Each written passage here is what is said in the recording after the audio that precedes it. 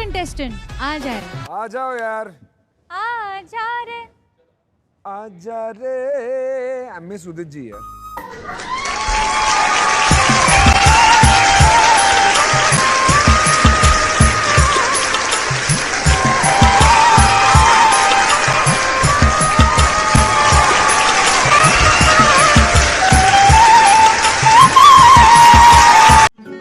नमस्कार স্যার, নমস্কার ম্যাডাম।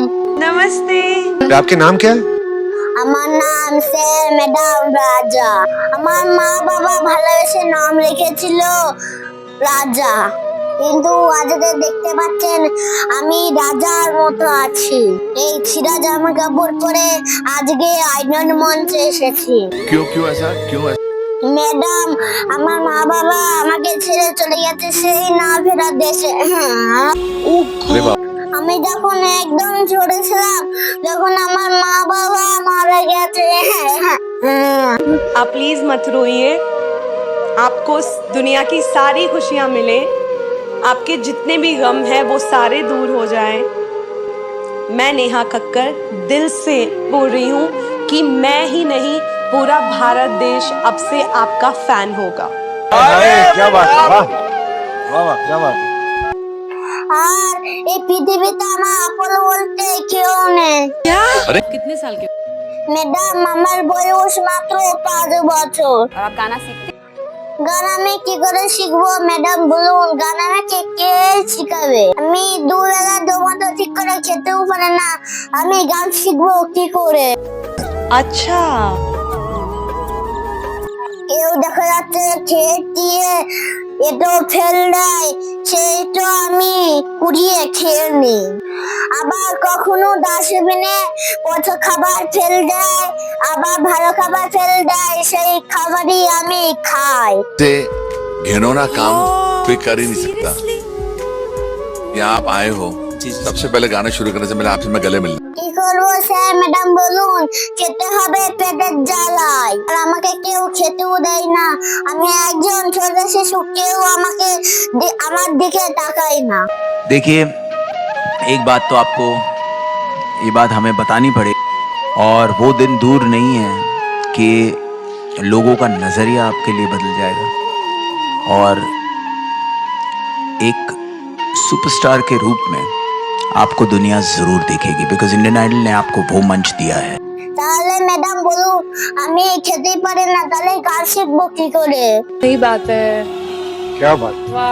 गाना पसंद है आपको? তবে সে আমি যখন দেখি বুঝতে থাকি, তখন দেখি আমার গান খুব ভালো লাগলো। गायकी में इंटरेस्ट शुरुआत का তখন আমি আস্তে আস্তে ছেড়ে নেই, আমি গান শিখবো। আমার কাছে তো টাকাই নেই, কি করে আমি গান শিখবো?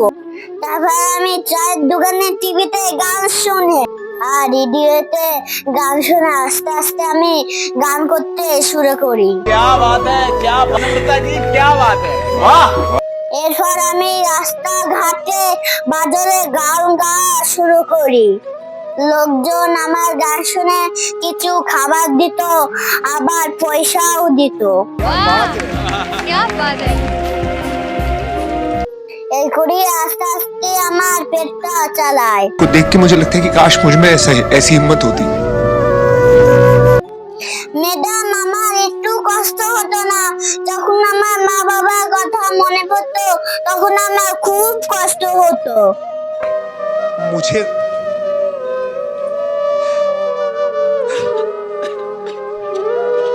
अरे यार, तुम्हें रोते हुए देख के बिल्कुल नहीं अच्छा लग रहा है, क्योंकि तुम खुशियां डिजर्व करती हो, तुम ये डिजर्व करती हो।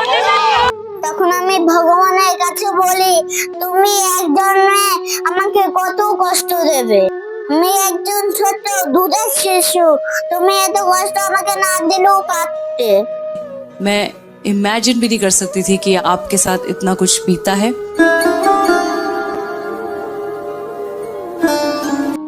আমি আমার বিধাতার কাছে একটাই কথা বলি, তুমি আমাকে ছোটবেলা থেকে এত কষ্ট দাও কেন? আমি কি পাপ করেছি? নাকি যখন তুমি আমার ভাগ্যে লিখেছিলে তখন তোমার কলমে কি খালি ছিল না? उसकी औकात की तो बात ही नहीं हो सकती है, उसकी औकात बहुत ऊंची है। जाति धर्म के नाम पर आज भी हमारे समाज में कुछ लोगों को उपेक्षित किया जाता है, जो कि हमारे इस विकसित समाज का एक कड़वा सच है। और इंडियन आइडल ऐसी मानसिकता का विरोध। আমার মনে হয় তখন তোমার কলমে কালি ছিল না, এই জীবনে আমি কত কষ্ট পাচ্ছি। माँ तो 9 महीने पालती है, लेकिन एक बाप जिंदगी भर बच्चे को पालता है। আর স্যার ম্যাডাম, আমি অনাথ শিশু, আমি এই আইডল মঞ্চে এসেছি। তোমরা সবাই আমাকে মানিয়ে গুছিয়ে নেবেন, আমি তো এর আগে কখনো এত বড় আইডল মঞ্চে আসিনি। আজ হয়তো আমার মা বাবা থাকলে এই ছেঁড়া জামা কাপড় পরে আসতে হতো না এই আয়োজন মঞ্চে। আমি কখনো মা বাবা স্নেহ ভালোবাসা এই জীবনে পাইনি।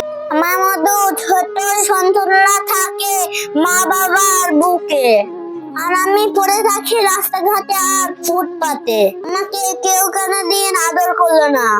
मेरे दिल से ये दुआ है कि आपको इस स्थिति में कभी फिर से होना ना पड़े। আর যদি আমার মা বাবাকে আমি দেখতে পাই, আমি আমার মা বাবাকে বলি তোমরা যেখানে থাকো সেখানে খুব ভালো থাকো। मुझे ये पूछना है, ऐसा वो कौन सा टाइम था जब तुमने डिसाइड किया कि मुझे इंडियन आइडल में जाना है? তাই স্যার ম্যাডাম, একদিন আমি রাস্তাঘাটে গান করছিলাম, একটি দাদা ভাই বলে তুমি আইডল মঞ্চে যাও, ওই আইডল মঞ্চে সবাইকে চান্স দেয়। बहुत सही, बहुत सही। সেই দাদা ভাইয়ের জন্য আজকে আমি এই আইডল মঞ্চে আসতে পেরেছি। সেই দাদা ভাইকে অনেক অনেক ধন্যবাদ। तुमने बहुत सही प्लेटफॉर्म चुना है, बिकॉज इससे बड़ा देश का कोई प्लेटफॉर्म नहीं है। तो हमारा आशीर्वाद, हमारा प्यार। आप यहाँ क्या करने आए? আজকে আমি এসেছি স্যার ম্যাডাম তোমাদের একটি সুন্দর গান শোনানোর জন্য। अरे क्या बात है, वाह वाह वाह, क्या बात है। এই গানটি শুনলে তোমরা সবাই উহু করে কেঁদে ফেলবেন। तो आज क्या गाने? আমি এখন গান করবো কলকলমে লিখছো বিধি ভাগ্যটা আমার। খুব সুন্দর একটি গান, তোমরা সবাই শোনো, খুব ভালো লাগবে। যদি এই গানের মাঝখানে ভুল হয়ে থাকে আমাকে ক্ষমা করে দেবেন। बिल्कुल बिल्कुल। তোমাদের সবাইকে প্রণাম জানি আমি আমার গান শুরু করছি।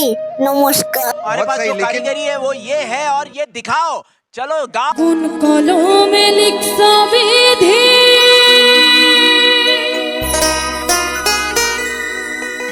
ভাগ্যটা বলো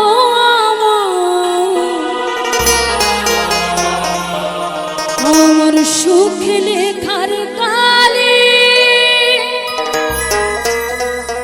ছিল না বুঝি তোমার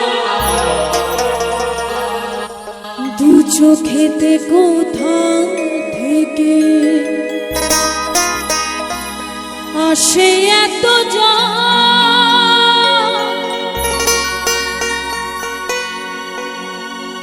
এক জীবনে এত দুঃখ সইব কেমনে বা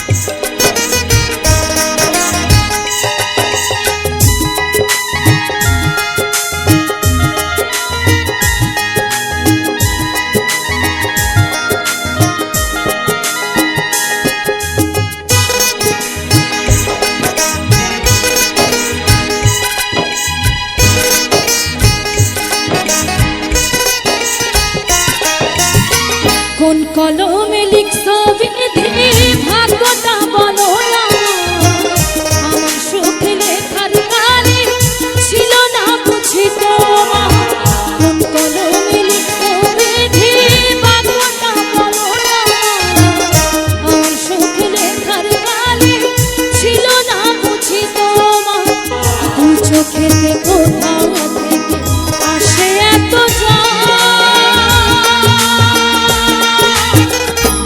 জীবনে এত দুঃখ সইব কেমনে বা এক জীবনে এত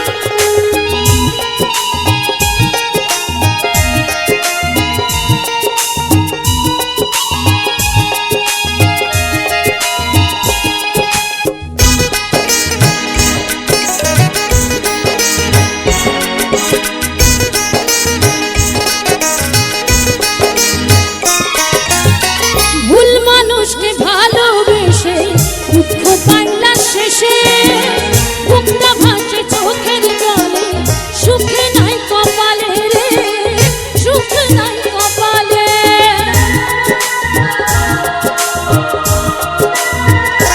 ও ভুল মানুষকে ভালোবেসে দুঃখ পাইলা শেষে বুকটা ভাসে চোখের জলে সুখে নাই কপালে রে সুখ নাই কপালে দু চোখেতে কোথাও থেকে দু চোখেতে কোথাও থেকে পাশে এত জল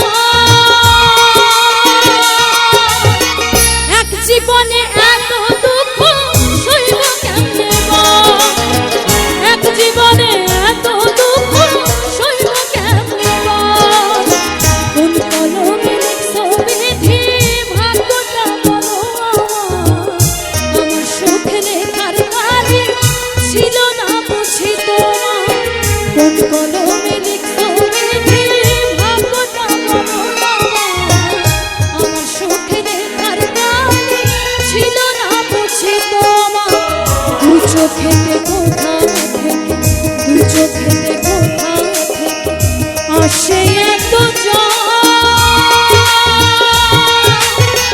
এক জীবনে এত দুঃখ সইব কেমনে বল এক জীবনে এত দুঃখ সইব কেমনে বল এক জীবনে এত দুঃখ সইব কেমনে বল এক জীবনে এত দুঃখ সইব কেমনে বল এক জীবনে এত দুঃখ কেমনে সইব বল